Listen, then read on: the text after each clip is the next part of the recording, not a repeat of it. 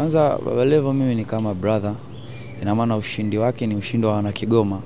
Ina maana naamini kama yeye kafurahia wana Kigoma watakuwa wamefurahia. Mimi sio mwana Kigoma, lakini kutokana kwamba nina kaka Kigoma, ina maana mimi ni mwana familia wana Kigoma. Kwa nimekuja kuungana na Baba Levo na wana Kigoma kwa pamoja, sote kuja kusherehekea ushindi ambao Baba Levo kauleta, lakini pia kuja kusherehekea maendeleo ambayo yatafanyika. Inshallah tunaomba Mwenyezi Mungu, tulikuwa tunaongea kwenye gari, tulikuwa tunaomba Mwenyezi Mungu, Mungu akusimamie, ufanye vizuri katika uongozi wako, katika msimu wako, ufanye vizuri, vilivyoahidi vitekelezwe. Baba Levo ni mchapakazi. Unajua Baba Levo ni mwajibikaji sana. Ni mtu ambaye anakubali kujifunza. Kwa hiyo ni rahisi sana kuongoza kwa sababu ni mchapakazi. Ukubali kujifunza unakuwa umekubali kusikiza.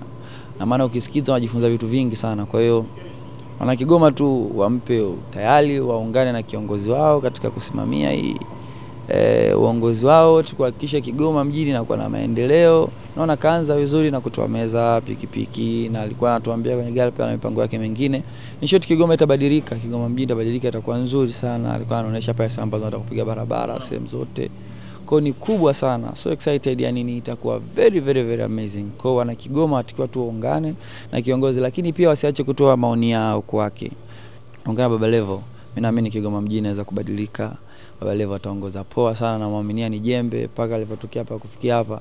Ina maana akafanya kazi kubwa sana, ni jembe sana, atafanya vizuri sana. Watu wa Kigoma mjini be happy. Baba Levo yuko vizuri, anaweza.